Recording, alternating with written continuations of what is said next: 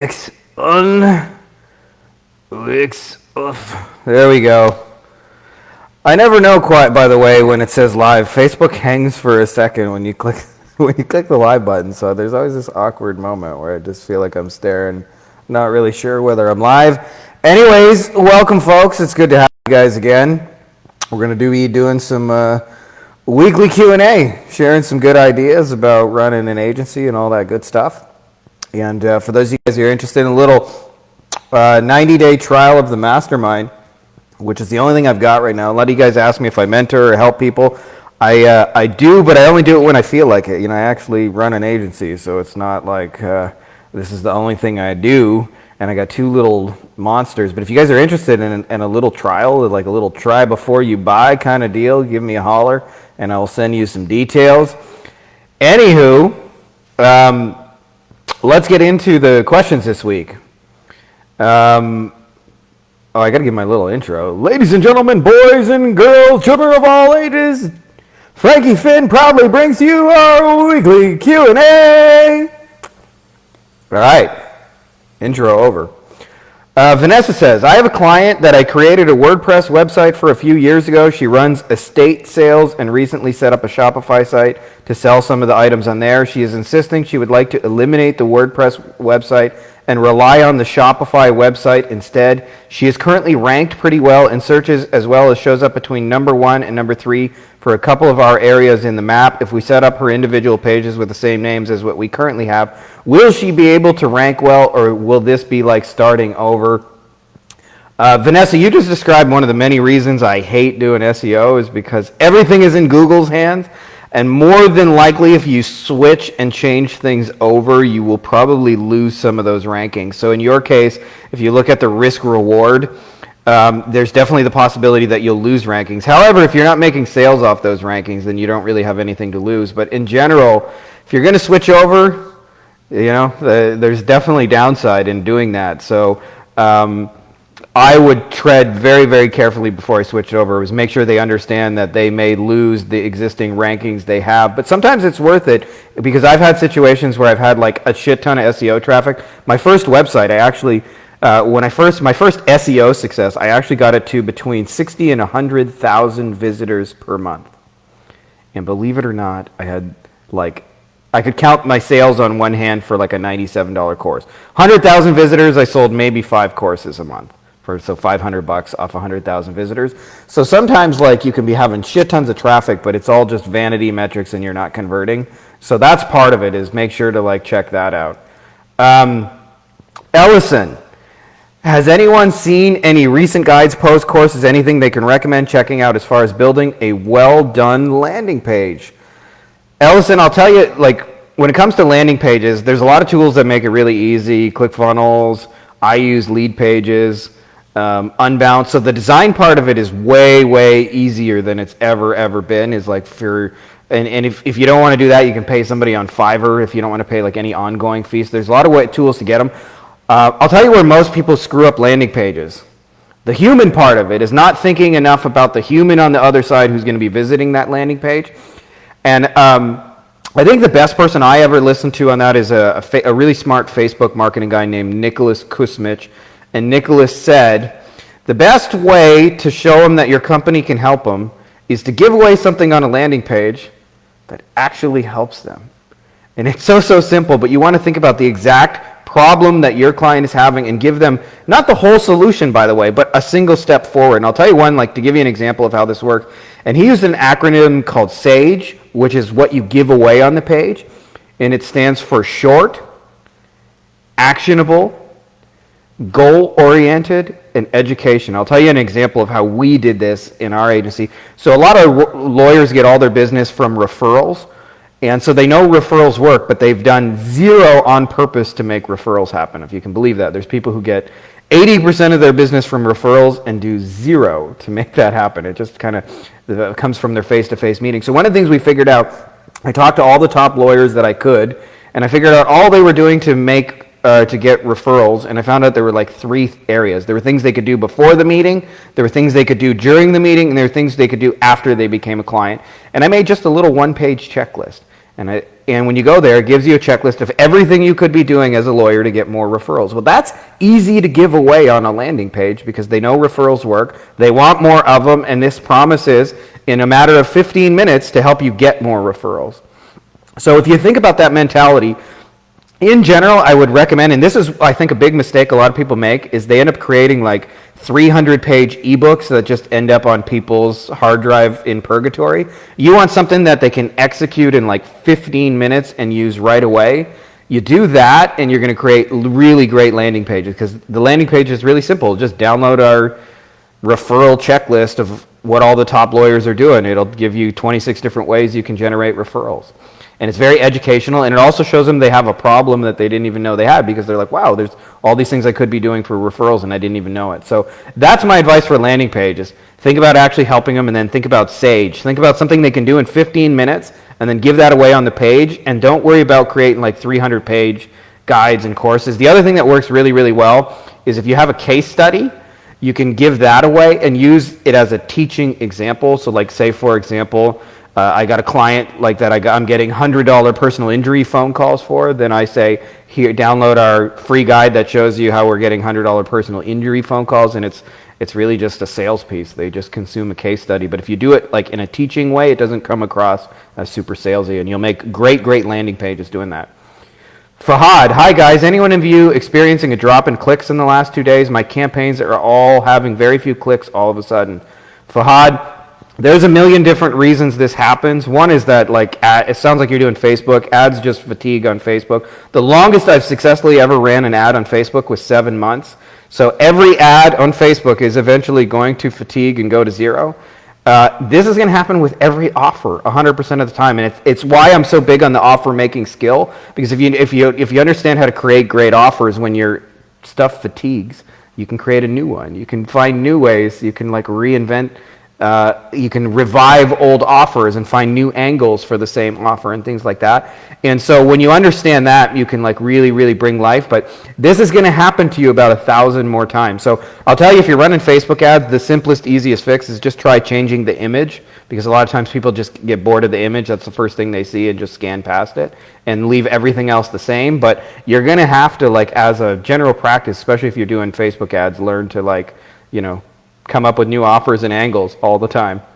Phil, hey guys, I'm creating a form to hire for my agency. Inside the form, I've included a few questions to weed out the people who don't know what they are doing. I'm asking questions like, how many keywords should you create for a campaign per ad group if you're spending $50 a day, things of that nature. What other questions can I add to the form that will accurately test the freelancer's knowledge? Phil, this is kind of a deeper philosophy. This is a really good question. Like, how do I get good people? I don't think you can actually do that through a questionnaire. I think you have to work with them a little bit. And that's why I've created either trial assignments, like a first date, or like a probationary period where you work together. I learned this from a really smart marketer named Perry Marshall, and he calls it the audition. He's like, you know, if you play guitar in a band, when you go to meet somebody at a band, they don't say, tell me about the last 3 bands you work with. They don't say, like, give me your resume. They don't tell me about, I want to hear your work experience. Why do you think you'd be a good candidate for this band? You get out the guitar and you play music together and you see how you fit. And so this is how you want to think about your business in the same way, which is like, instead of trying to get people to tell you why they'd be a great candidate, play some music together and see what happens. Play a song or two together. I found that to be a way better way to come up with good people. I don't have the answer for what's the perfect question, but I know that process of just making music together has gotten me way more amazing employees than ever trying to ask them questions about how we would make songs together. So that's my 2 cents. Christian, question for the group. I've been running some Facebook ads for small clients on and off for like 2 years, but because of the demands of my full-time job, law enforcement, I haven't really been able to dedicate the time and energy required to really turn this side hustle into something that could potentially replace that full-time income. As the busy season winds down at my regular job, I really want to put in the time and energy into one of my side hustles over the fall and winter and see how far I can get. Is this still worth my time and energy trying to replace my full-time income with this, or has the ship sailed and should I start learning the next big thing? I'll tell you, this is just my experience, Christian, and I'm not saying whether this is right for you or not. Only you can decide that. But the worst thing you can ever do in business is hop from shiny thing to shiny thing to shiny thing. When I first joined the internet, I was on a little forum called the Warrior Forum. That's where all the people hung out that were like talking internet marketing. There wasn't like Facebook groups and things like that. This was back in 2007. And there was a group of people that were called opportunity seekers, and they were always looking for the next big thing, and they never followed any of those big things through long enough to actually make them work. And so the way people made money was just selling them $7 ebooks and $17 ebooks and $27 products, and over just selling them more things that they were never going to use. Marketing people are going to need for as long as there's a capitalistic system in our world, and so that's never going to go out of style. What's really missing, I'll tell you from you, like what I would tell you, step one, just based on your question, is you're going after like small business clients, which is just way too broad. And if you've helped somebody already, just keep doing the same thing. Like if you helped a plumber, go get more plumbers, right? Like you have proof of concept. So even if you don't have a lot of clients, you only need one really successful client to clone them into an entire agency. So that's where like I would begin the journey, is just thinking about who you really want to help. Because I'll promise you, not all clients are created equal. After having like pretty much every client since 2007 of every different type, it's like a giant spectrum from somebody who's like hesitant to spend $50 on marketing to somebody who spends, $500,000 without even thinking about it, right? So, and they'll treat you differently, and there are different attitudes and who you like working together with. So if you really want to make this business work, the best thing you can do is just not give up. And then the second thing is like, narrow down your niche and stop trying to go after everybody. And what you'll find is that you'll make a great advancement just in that, because you can start, your message will have some teeth. When your message just says like, hey, if you're a business owner, I can make you money, that doesn't sound believable. But if it's like, hey, if you're a personal injury lawyer with between 2 and 15 people in your office and you're currently spending on Google AdWords, I can get you $100 personal injury phone calls. Like my message has more teeth because of the meaningful specifics, and that all comes out of like having a clear niche and a clear who it's for and who it's not for. So that's step one and step two. Miriam, can spending $3 per day on ads be enough? Any recommendations for small budgets, like specific kind of campaigns I should focus on or certain strategies? Miriam, yes. Believe it or not, most people would tell you no, but I've had success with really tiny budgets for different projects, and sometimes there was reasons why we had small budgets, not just because we were limited in capital. Having said that, I would always supplement what you're doing with some organic, like test your ideas organically. But here's my strategy. Like a lot of the things they teach about advertising, like split test the images and the copy and all those things, they're good advice, especially when you're spending like $500 a day or more on Facebook ads. Like you want to test everything and be sure.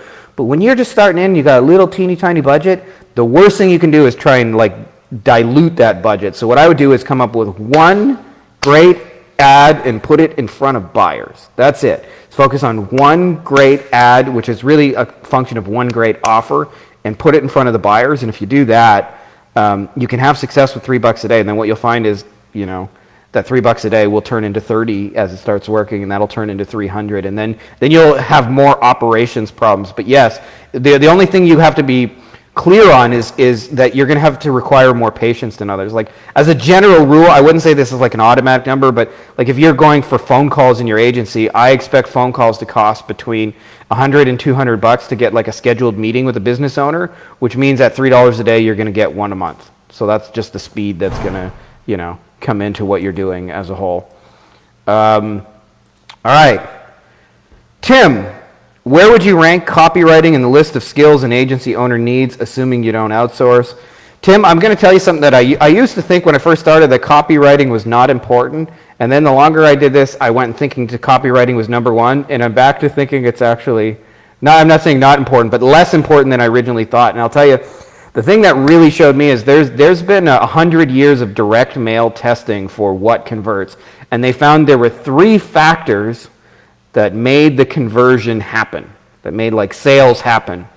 And copywriting was one of those, and it was the smallest one. It was 10%. The second biggest one, the middle one if you will, was 30%, and they found the 30% difference came from the offer, which obviously makes sense, like what you actually offer. Like, and we sometimes forget, like just, like if Like the iPhone is an example of a great offer that doesn't need a lot of copywriting because people just want it. All the apps and the can flip pancakes and scratch your balls, and there's an app for everything on an iPhone, right? So they don't have highly trained salespeople that know copy, but the offer is strong enough that they don't need it. The 60%, by the way, is the one people I think don't think about enough, and that is the audience. 60% of their success came down to just who they made the offer. And I always say it's like the equivalent of like most people, what they're trying to do is sell shoes to somebody who's barefoot, and what they should be doing is selling shoes to somebody who has a closet full of hundreds of pairs of shoes. And that would be the equivalent of like if you go into marketing services, we tend to think we want to help the business owner who has no traction and needs marketing to grow their business. But in actuality, you want to be offering your stuff to the people who are already spending on marketing, who spend on AdWords, who spend on Facebook, who spend on SEO, who have a fancy website, who get training, who go to conferences, who, in other words, own lots of pairs of shoes. And this will save you so many headaches. And to show you how important the audience is, imagine your offer, which is normally a great offer, is all-you-can-eat barbecue and say free beer with it. That's a great offer in general. But if you went to the Jewish vegetarian conference, and what kind of offer could you make to those people to sell barbecue ribs, like pork ribs? You're just not going to do it, right? And they're vegetarians, and they're Jewish, and they don't eat pork. Like, it's just not going to happen. So much of our success, believe it or not, 3/5 of it, 60%, is just getting in front of the right people and then making an offer that's meaningful. And so how important is copywriting? It's 10%. It's definitely a lever that swings the results, but it's not the only thing as most people think it is. Lot fee. What CRM does everyone use here? Thanks. Been looking into Pipedrive. Never even heard of Pipedrive, Lofty, but I'll tell you, I've tried most of the CRMs. I wouldn't say all of them, but I've tried a lot of them. And what I found is I started with Aweber because it was the simplest and easiest one to get into. And then I tried the most complicated one, Infusionsoft, and then I tried GetResponse and MailChimp and all these different like kind of CRM tools. And eventually settled for a while on, what's it called? Why can't I think of the name? The one that has automations and all that. I'm blanking on the name. Anyways, it'll come to me in a minute. But anyways, what I found is I actually have, after all these years, I have gone back to Aweber for two reasons. One is it's the fastest and easiest to set up a campaign. Like I can write an email and have it out the door in 5 minutes. And Active Campaign is when I was thinking. Has a lot of cool functions. Active Campaign was really, really awesome. But what I found is it was really complicated. Like I had to constantly be adding pieces in, and just the tech of it slowed me down. So it took me like 20, 25, 30 minutes to get an email out the door. And then the Active Campaign has the highest deliverability. And I like to keep it really simple and low tech. Like this is something I don't think enough people think about, but I've been doing this since 2007, and I've probably learned 10 to 20 new pieces of software every year for 14 or 15 years. And it just gets like more and more software intense, and like I know people really love go high level, but for me, like the less software I have to learn, the faster and more streamlined my agency is. So I like pride myself on us being very low tech, even though we know how to use the tech. So that's a long way to say we use Aweber. Venkat. Has the prices suddenly gone up or something on Facebook in the past week? My CPC has shot up 3 to 5 times. Suddenly, any suggestions? Venkat, like as per the comment earlier, that happens. As long as you're running Facebook, your ads at some point we are going to go to 0.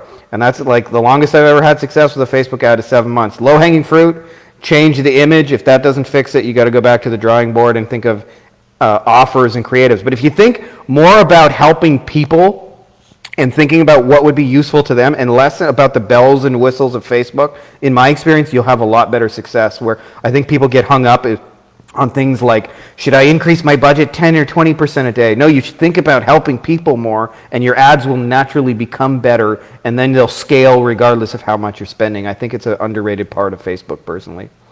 Nisoa, what are the best classifieds that drive traffic to website? Depends who you're trying to reach and where they are, but I would say probably the tried and true tested one is Craigslist, if you can manage to post without getting ghosted.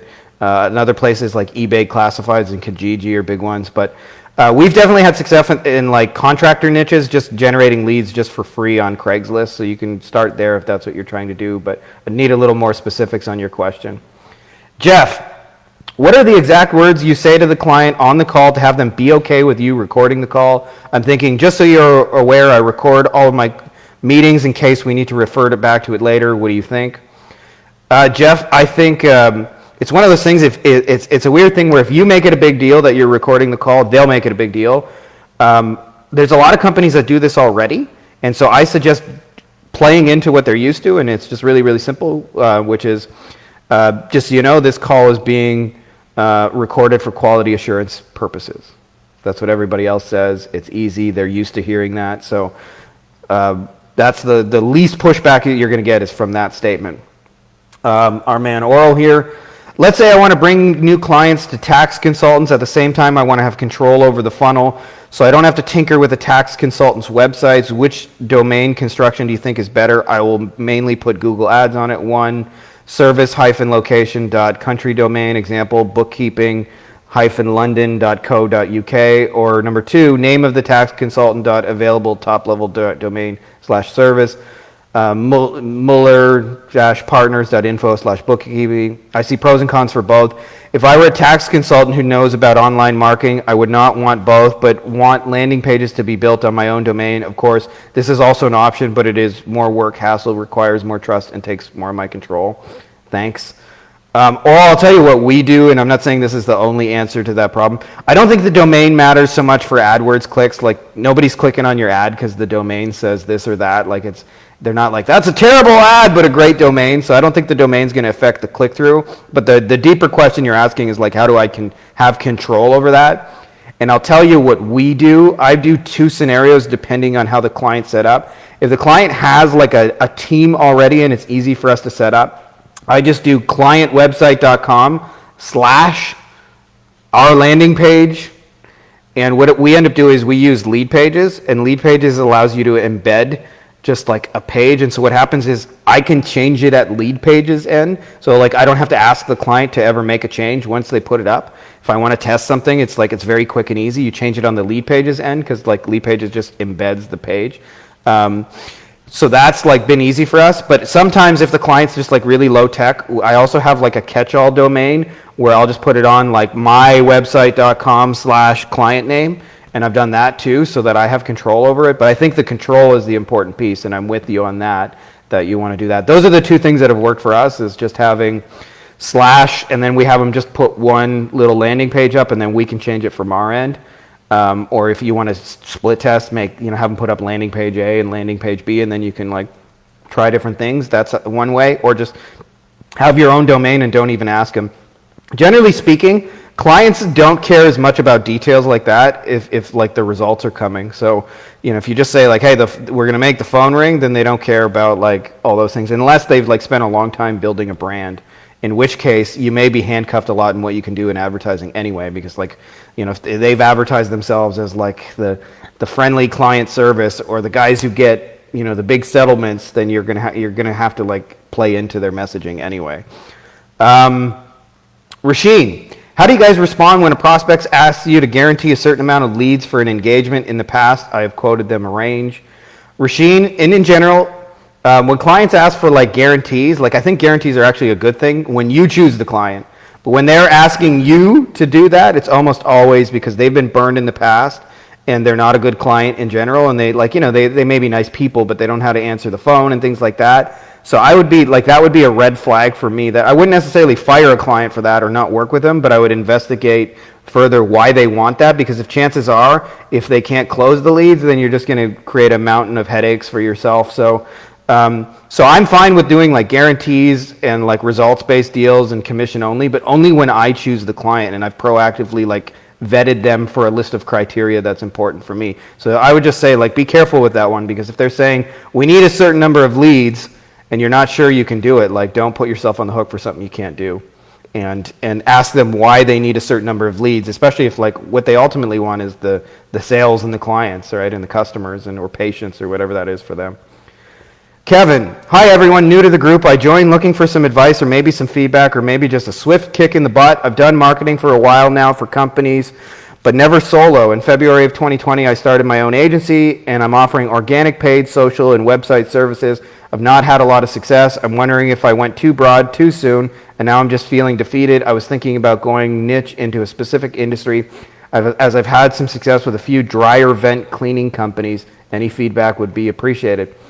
Kevin, this is similar to what I said with somebody earlier, which is, if you've had success with dryer vent cleaning companies, do not reinvent the wheel. Start showcasing your success to other dryer vent cleaning companies, and I almost guarantee they'll want that. Even if it's just small but meaningful results, like, hey, I got 10 phone calls this month, they're probably going to want that. So, yes, your problem is probably you're going too broad and trying to be all things to all people, and you end up just being nothing to anyone. Like, I'll give you an example. A restaurant in my hometown of Windsor, Canada, there's a lot of like mediocre restaurants that have like, they have an appetizer section on their menu, and then the main courses are all burgers, pizzas, steaks, sandwiches, and then like, pasta menu. And you're not going to get the best steak there. You're not going to get the best pizza there, because they just do a little too much everything, right? Like, would you rather go to if you're a steak eater, I'm a vegetarian, so that's probably a bad example, but would you rather go to a great steakhouse to get a steak, or would you rather go to a restaurant that has like 17 different menu choices and get a steak that's probably mediocre? So it's no different with your positioning. If you can be the dryer vent cleaning guy, and like, it's the equivalent of being a great steakhouse, be that guy and own that fully, and you'll make your life a whole lot easier.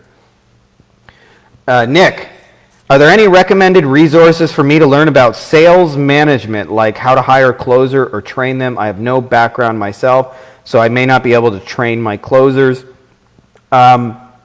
This is a little bit counterintuitive, Nick, but I would say there are two things.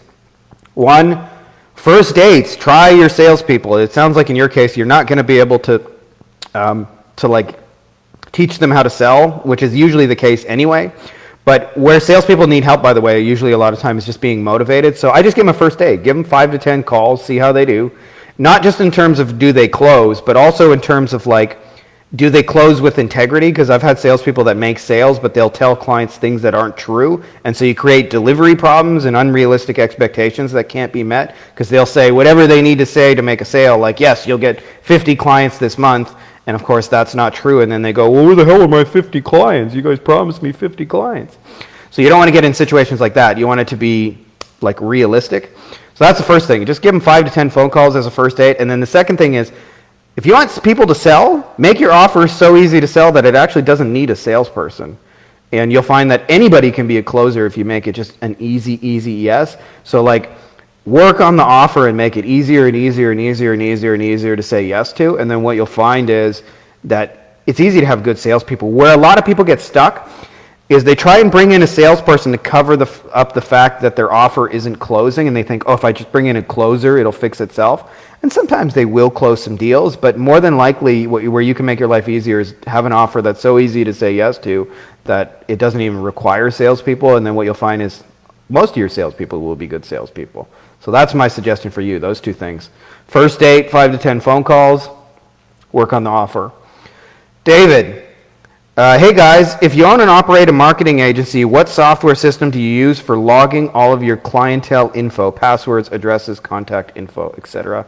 David, we use a plugin called LastPass, and some friends turned it on to me a year ago, and as you know, I'm like very software averse because I hate learning new software, but LastPass has like the tiniest learning curve of any software, and it's really simple.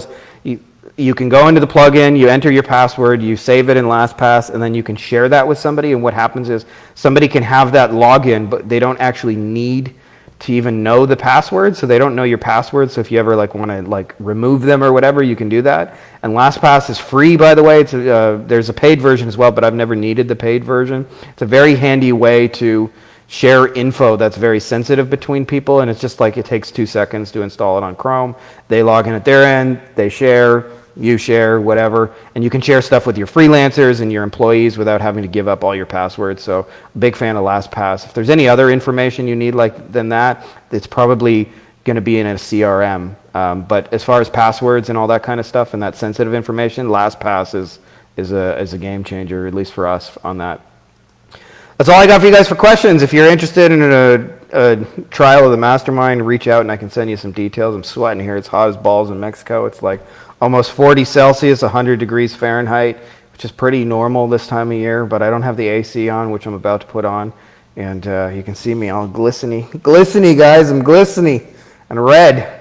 So I hope that was helpful to you guys, because you guys have some great questions, and a lot of these are really smart, intelligent questions for how to grow an agency and bring in people and all those kind of things. So that's all I got for you guys this week. Check out the replay on YouTube if you're one of those people who watches on YouTube. And that's all I got for you guys. May the force be with you.